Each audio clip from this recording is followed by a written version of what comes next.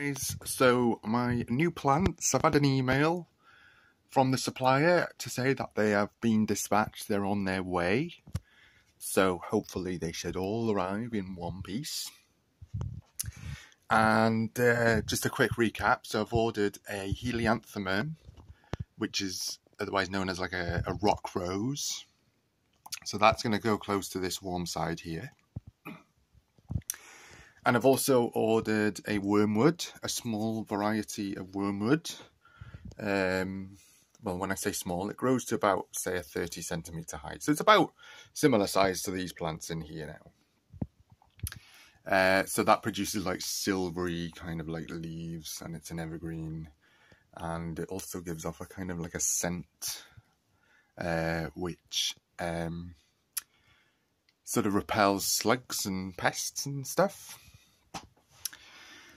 And then I've also ordered a chamomile plant, which is going to grow somewhere sort of around here. And the chamomile, well, hopefully, if they survive, fingers crossed, it will spread a little bit and form like a sort of a mat kind of thing, and lovely kind of daisy-like flowers. So I just think that would look really nice. And the other good thing about these plants is I found that they also grow in the wild in Pakistan. So, boom, boom. Yeah, happy about that. That's how I did my research with... That's kind of how I got onto to buying these plants. And I bought them because I'm in North Wales, and these plants are coming from, I think, Essex, down in the south of England. So they're travelling a bit of a way, and you'd think, well, why can't you just get them from my local garden centre? Well, when I was researching these plants online, well, I actually didn't research those plants specifically, so I typed in, I think it was wild plants of Pakistan. And I found like an academic article on plants that grow in the Potwa Plateau region and the Sloane Valley, the Soon Valley. And then made a little list of those plants, and then sort of researched those plants for sale. And a few specialist garden nurseries came up. And that's basically how I ended up buying those plants. But then, funnily enough, I did pop to have a nosy in my local garden centre.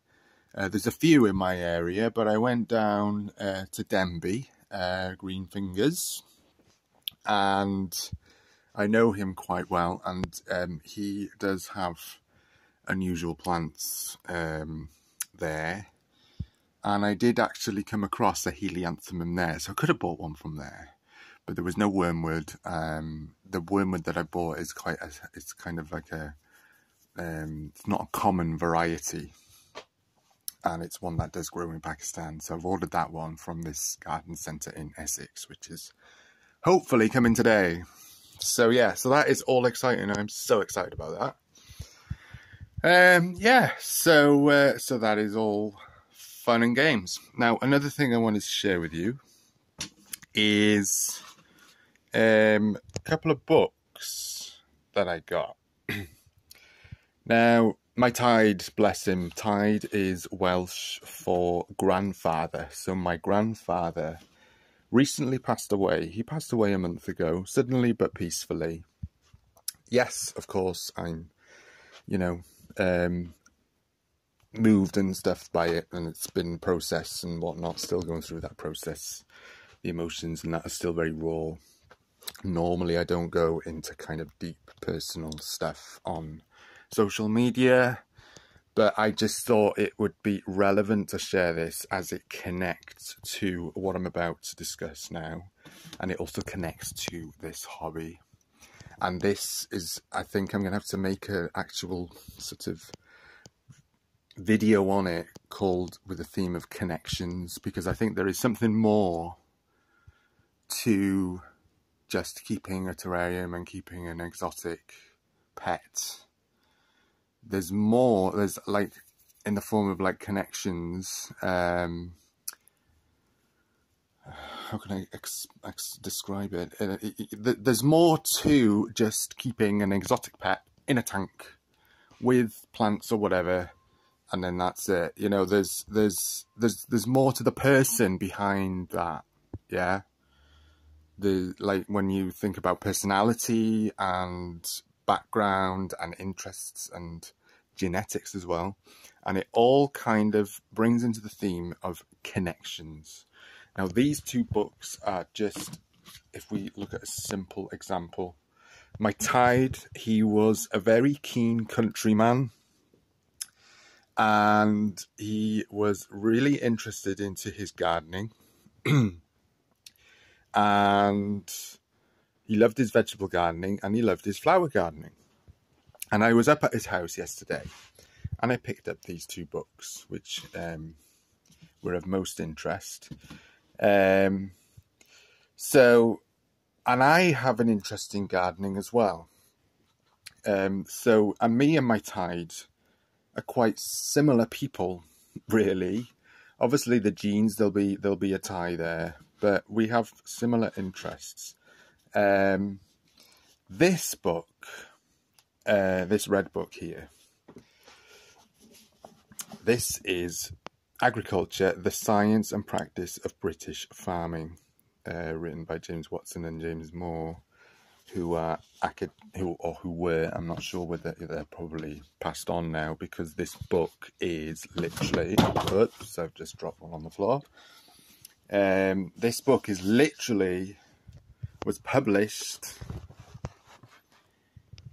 in, hang on now, I'm going to have to put my camera down. Just have a look at the thermostat for a second while I get the page. There we go. Right, so 1924. So this book is almost 100 years old since it was published. So this is quite special. Yeah. It's not only special because it was my Tides. It's written by Professor of Agriculture and Lecturer in Agriculture, Edinburgh University. University of Edinburgh. Yeah. So, and, you know, they say, don't they, that the old ways are the best ways sometimes with things. So, and when I was looking through, literally yesterday when I was flicking through, the first page that I landed on, yeah, look, the very first thing is soil. Yeah, soil and its management, right?